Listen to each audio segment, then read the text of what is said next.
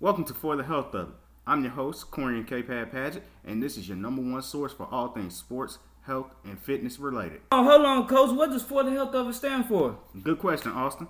The four and For the Health of It stands for our four principles, which are mindset, movement, nutrition, and recovery. Okay, cool. Let's do it for the health of it then. Welcome to another edition of For the Health of It. I'm your host, Corian K. Paget, and today I have with me a special guest, the big man himself, Ron Jones. How are you doing, sir? Man, I'm happy to be here with you, man, especially at a time like now. You know, the end of the year, the beginning of a year, this time frame period is a very valuable year in our profession, but beyond that, in people's health. Because, all great programs start on Mondays, or at least the beginning of the year, right? Right, right. Good deal, man. Good deal. So, Ron, tell me a little bit of who you are and what you do.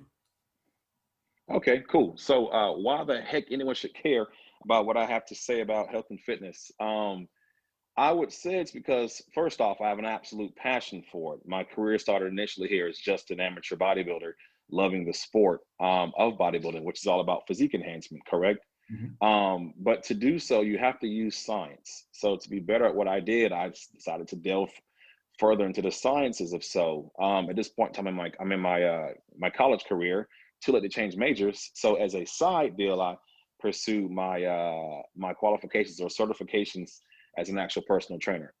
Started off in GNC where I love supplementation, but learned that much of it was actually void or null, not needed if you didn't have the initial understanding of nutrition, Right. diet. So of course, dove further into the diet portion as well. Of course, all these things are still adding to what I love most, which is bodybuilding. And then from there, realizing that the same rules I applied to myself in bodybuilding translated into the lives of others who simply wanted to have health. And like I say all the time, I realized that what I have to sell, the whole world can use. Hmm. So let me see how this can fit into everyone's life. And then, of course, from there, started to apply it. Now I've graduated college and I'm a full-time personal trainer, right? So loving life, still doing what I do, but began to now want to broaden my approach or my reach, I should say, and connected with a company that was growing and they needed to have another face that would lend towards the brand. But beyond that, someone who could actually add science because, you have to sell a quality product. Right. And then this is where I am now with Heat Extreme. And from there, it's all history in the making, at least. Okay. Just a little background behind the curtain for everybody listening. I met Ron on the app Clubhouse. He was giving a little talk, and we just connected on Instagram also. Ron, on there you mentioned supplements, and then you mentioned how supplements are just that they supplement whatever you're missing from nutrition. They're not supposed to replace your nutrition. And then you also mentioned bodybuilding and how bodybuilding, a lot of the guys are more mature in the sport. So because black does not crack, can you tell us how old you are? I'm actually 36. Okay. I'm 36 years old. I'll be 37 this upcoming year, Okay. July 25th. Good deal, man. Ron, I was like, I know I would assume you're older than me, but I don't know. I'm 32, so like I said, black don't crack. You look like me if I was 6 feet, about 7 feet or 7 inches taller, and much Virtually more muscle. twins. Oh man. So tell me, Ron, you touched on it a little bit, but what made you get into fitness? Go a little deeper into it. Yeah. So truthfully, man, I initially had a goal when I was working out. Let's go a little further back than that. Um, Playing basketball, playing sports my whole life. Loving sports, loving what they do for me, and the feelings I get from it, the camaraderie, team play, and everything else.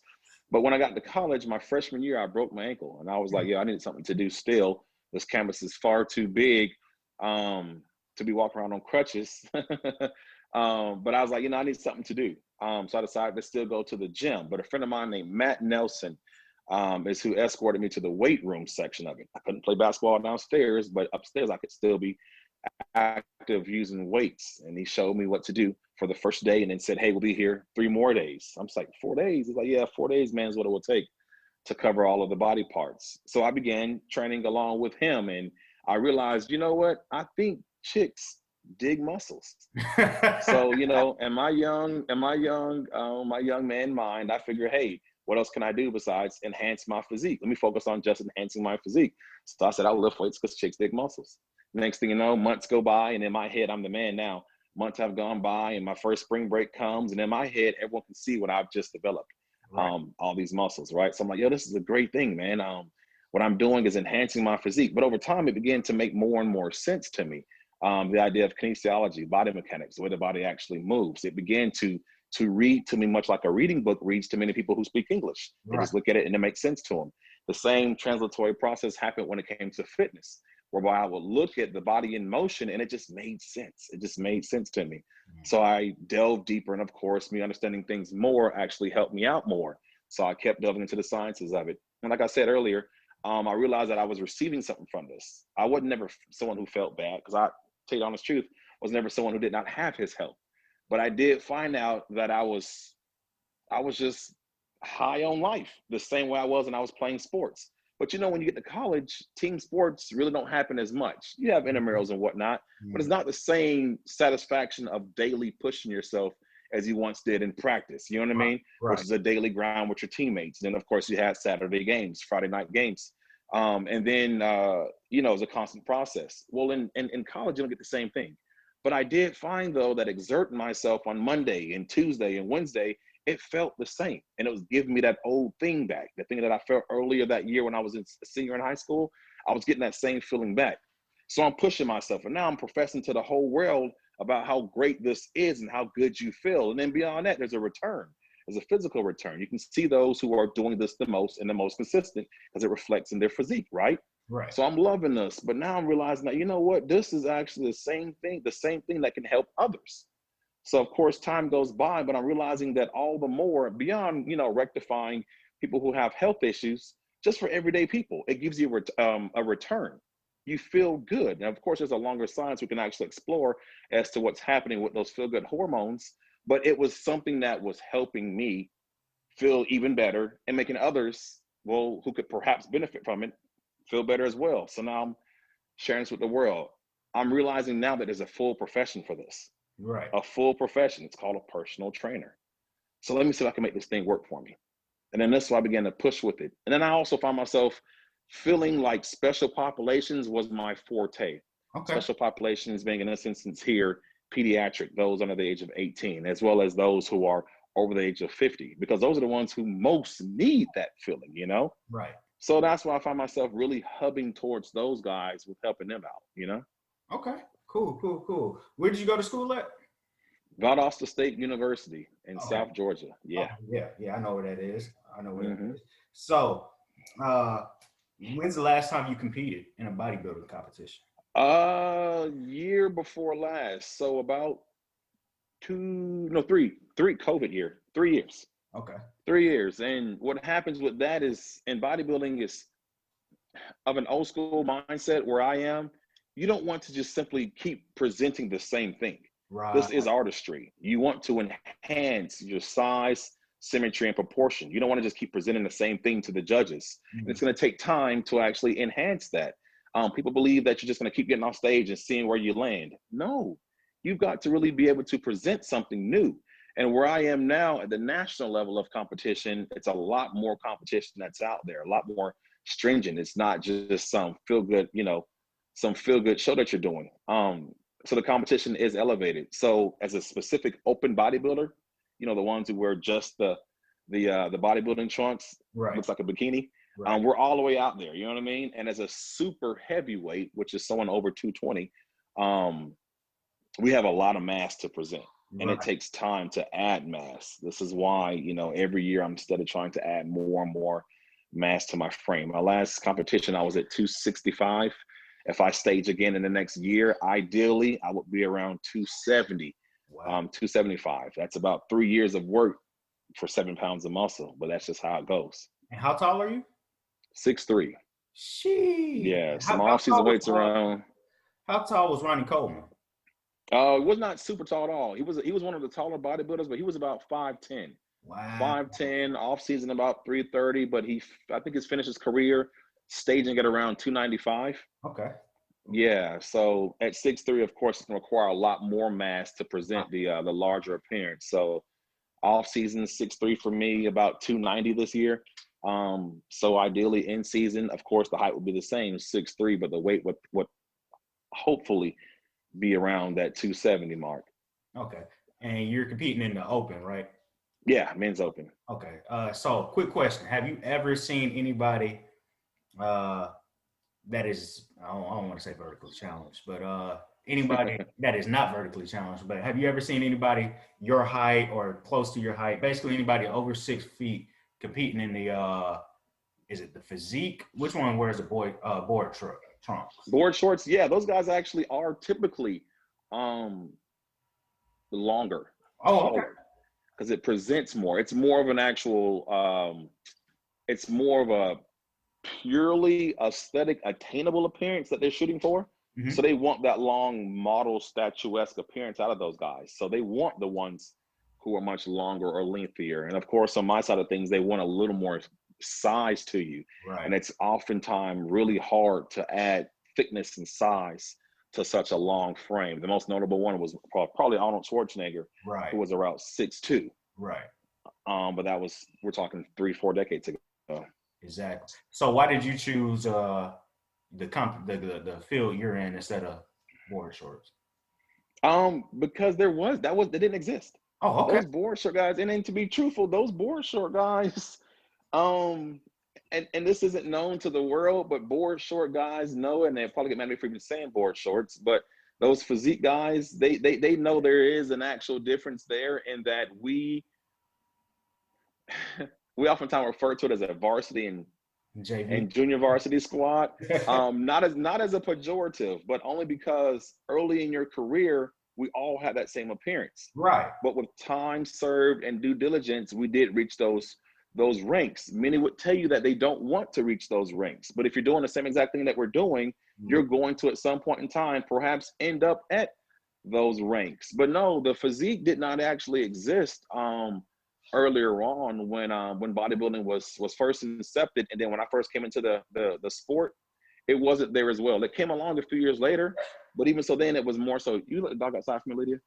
Even so then, truth be told, it was kind of helping to increase the pot. When you submit for these shows, you're paying upwards of $100 just for each class you're in. And the more guys who are there, the more the overall ante is increased. Remember this, the reason why the men's open is the very last. Right. Everyone's waiting for that freak show. You know? Right. True that. Yeah. So, appreciate that explanation for me, Ron. If you would, please, you tell me what you do.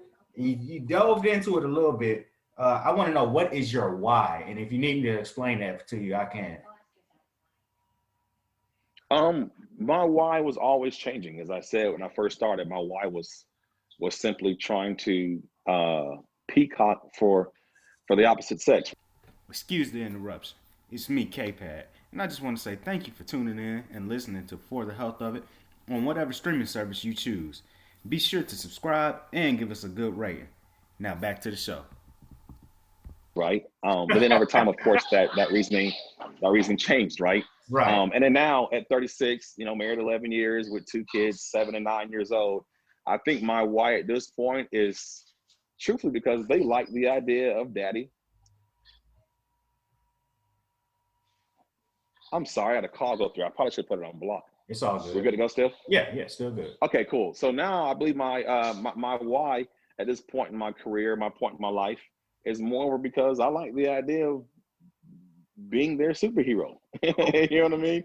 And then truth be told, you can create your own celebrity with your own physique. So the process of pursuing this physique enhancement and trying to be bigger, bigger and more symmetrical and more proportioned, it's just an ongoing art. I don't think you ever stop that art if that's your reasoning. You know what I mean? Right. People paint with watercolor and easel. Mm-hmm. People paint with charcoal and a canvas. People use clay and a spin wheel to create art.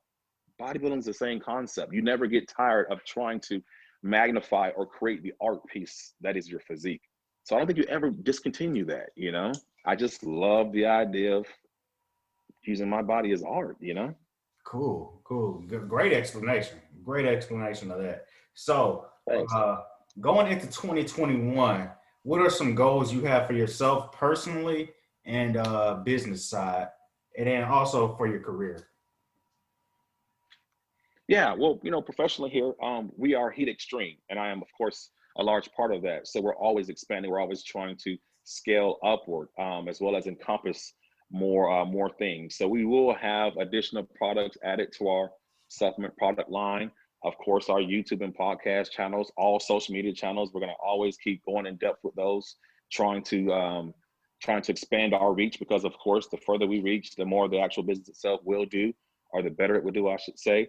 To include the challenge, which is now, super strong, stronger than ever, which is just a way of incentivizing people to get healthy. And the ultimate challenge is to simply follow healthy guidelines, strict by the book, for a set period of time, 6 weeks, follow what we're saying and give it to yourself, was the idea behind the challenge. And then, of course, we incentivize them to come along and try this process by offering money to those who win. And of course, the top 5 do get 5,000. But the whole point of this was to let you see what we're capable of doing as a training firm. And then that kind of hooks you there. You know what I mean? Right.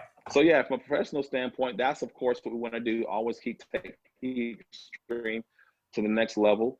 Personally here, I don't know if I will stage this upcoming year or not, but I will prepare for the stage irregardless. It's not irregardless, that's a double negative.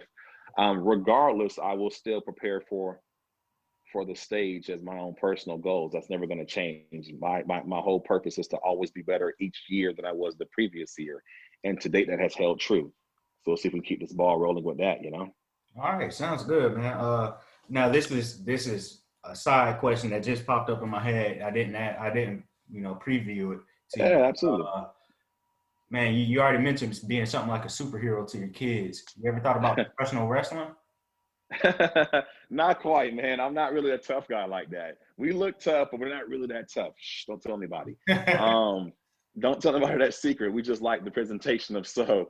But yeah, not quite. But what's funny though? I will tell you this part, and this kind of came to me earlier, so I'm probably premature in trying to roll this out. But I've been mulling over this idea for a while. The misconception of what an alpha is. And of course, everyone can't be the alpha. You have a large pack, but there's only one leader. Perhaps you'll have 4 or 5 contenders for the alpha position, but there's only one. But the misconception of what an alpha is rampant. An alpha is not a bully. An alpha is actually simply the leader, but you're a leader in multiple places. You're a leader because of obviously your physical stature means you're physically capable, you're ready, you're fit to fight. But beyond that, you're someone who's going to lead by way of taking care of the weakest in your pack. Right. That's very important. The weakest in your pack must be taken care of because they'll willingly follow behind you. So the most vulnerable in your population should be cared for. In this instance here, it'll perhaps be my children. And of course, they want to follow behind me. So I have to lead them in that capacity here, to include and mentally being sound. My wife, of course, will want to follow along as well. I'm the alpha leader of my household. But going beyond my household, amongst colleagues and friends and peers, I still have this alpha complex about me, which means I still must be, of course, fit to fight, which is not, of course, when a fist fight, because we're not that primitive at this point, but still physically capable, as well as mentally sound and emotionally intuitive enough to be caring of the weakest amongst you. So helping those people out. Back to ultimate point, it's all contingent upon you having that competitive edge.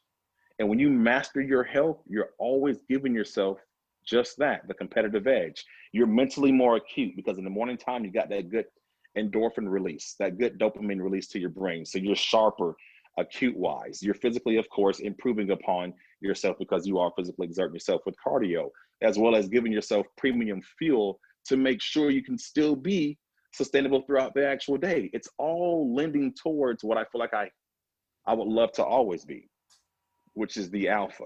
It all must come together. We'll break that down further in some later talks, but I definitely see that as one of my major reasons now, trying to understand myself, becoming introspective for a moment. Right. Nah, good talk. So we were talking about 2021, and as you previewed earlier, it's the start of the year. So people are trying to get in shape and stay in shape. So, what tips do you have for anybody trying to get in shape and stay in shape? Keep three keys in mind. These three keys, I always speak in terms of them because everything that should be considered will fall into these three keys. The first one is cardio. The second one is strength training. The third one is recovery. Recovery is in two parts. That's your nutrition and your sleep. At all points in time, always have a roadmap to effectively and consistently hit those three. That means you should know beginning of the week what your plan is for your cardio, and then you simply carry it out. Know what your plan is for your strength training, and you simply execute that. And know in advance what you're going to have for your fuel and recovery, and then simply stick to that. Those three things encompass all things when it comes to health and fitness, in my humble opinion. Hey, well, the reason this show is called For the Health of It is a bit of a double entendre, and it's not just improper English. So we got sure. mindset, movement, nutrition, and recovery. So yeah, you're right there with me, Ron. So yeah, I agree with your humble opinion. Good, great. Good deal, good deal. So next thing I want to tackle with you is the 5 components of physical fitness. And which do you believe is the most important? The 5 components of physical fitness are cardiovascular endurance, muscular endurance, muscular strength, flexibility, and body composition. Which of those 5 do you feel is most important and why? You know, it's very interesting because body composition is going to naturally put 2 of those in place. Okay. Muscular endurance as well as cardiovascular. If those 2 aren't in position, leaning back towards my 3 keys, which was cardio and cardio and strength training. If those 2 things aren't in position, body composition will mean nothing. So I'm going to cheat off of those 5 options and definitely go with body composition because it's going to naturally insinuate that you have mastery over your cardiovascular efficiency as well as your muscular endurance. So my final answer, Regis, will be body composition. Okay. All right. Now I like that, Ron. I like that, man. Hey, and here's what I like most. For the most part, I've been asking people, and they've been giving me, they'll shoot me one answer, and then they'll say, well, all of them's important. The last 2 people, yourself included, have given me one specific component and why. So I like that. I really do. And then, as you know, there's no wrong answer as long as you can properly defend it with evidence or whatever with scientific evidence, factual. I believe that. Yeah, good deal on that, Ron. My next question for you: tell me a little bit about Heat Extreme. Yeah, well, Heat Extreme is an online training firm, and we basically want to keep everything in-house, which means you don't have to go anywhere. Okay. We're ball hogs. So you come here and everything you need should be here. So between one of our biggest components, which is our Facebook support group, we're talking about 30,000 plus strong who have actively participated or are actively participating in the challenge. We're going to be there for mental support. That's a big part of that. So perhaps finding some like-mindedness amongst this group of 30,000 can be found. Not licking wounds by no means, but definitely, fostering and creating an environment that's conducive to what your personal health and fitness goals are. I'm pretty sure you can find someone similar to yourself in a sea of 30,000 plus strong. Right. So that component is definitely a part of our Heat Extreme company, to include our product supplement line, which is not extremely robust, rightfully so, because we don't want to just throw a bunch of product at you on behalf of financial gain. What we have in position, we truly believe in. From our branched chain amino acids, of course, about muscle recovery, to our actual fat burning, which is the most rudimentary version out there. It's only 5 ingredients, all the way through our collagen, which is very important as well. From someone like myself, who beats his joints up on a regular basis, we know collagen helps to renew your connective tissue, tendons and joints, or tendons and ligaments. But also collagen is one of those products that wears 2 hats. It also serves the purpose of skin and skin regeneration. So to those who are in weight fluctuation, as many of us are, going up or down, it helps with elasticity. Yeah. Not give you a breakdown of our supplements. I'm just saying that of our supplement lineup, it's all there with intention. Right. Not throwing frivolous things out there. That's part of our lineup as well. To include our newest addition that we're super proud of, our baby is called Heat on Demand, which is an archive of all of our programs in one place. It's like a Netflix of fitness. Okay. All of our programs are right there. So everyone can just simply subscribe. We're talking $9.99 a month, and they have access to all the programming that we've ever created and exclusive programs only found on the Heat on Demand platform. You won't see it you won't actually see it in the challenge. So it's just an expansive brand, and anything that can help anyone in their fitness journey, anything that can help someone in their in this life as fitness is concerned, we're here for that. You know what I mean? So to make sure it's all here and available to those who may need it. Again, what we sell, everyone can use. It's health. Geriatric, pediatric, everyone can use health, man. Facts. So Ron, before I get you out of here, man, I need you to plug any and all social medias and website. Absolutely, man. I'm pretty consistent. I'm not sure how this happened, but I am Big Ron Jones across all platforms. So you can find me. You can find me at Big Ron Jones across all social networks. Definitely, Instagram is the best way to reach out to me because I am extremely active and consistent there. But also, my link tree and my bio gives you portals to our Fit Plug Radio podcast. It will portal you to our website, heatextreme.com. That's HETX. There is no E there. That's heatextreme.com. Yeah, like I said, if there's a platform, we're there. The YouTube channel is going to be Heat Extreme, but again, at Big Ron Jones is going to give you a portal to myself and then all things Heat Extreme as well. Cool. Hey, Ron, I appreciate you doing this such short notice, man. I appreciate you fighting through those technical difficulties with me. We're good, man. I'm glad to have had a chance to speak with you, man. It's always about connecting with others. Yes. In this life, man. It's not common to see many of us who who understand the value of owning your health, especially in our demographic. We oftentimes don't spend much time really prioritizing our own health. That's mental and physical. So to have people like yourself and myself making it plain and relatable to those who need it the most, truth be told, I think we actually need it the most. We could definitely use a lot of healing and positive outlet. So I'm always happy to connect with someone else because us as a whole is stronger that way. I really believe that we are as a whole stronger that way, man. We can always feed off of it. Again, our customers, our market is the world. Everyone can use what we're selling. I can't service the whole world, nor can you. So let's both feed off each other to reach as many as we can. We can all eat good, That's facts. 100%, Ron. Hey, I love it. I can't wait to get you on here again, bro. Absolutely, man. Let's definitely connect offline after this, all right? Yes, sir. Hey, this has been another episode of For the Health of It. I'm your host, Corian K. Paget. Thank you.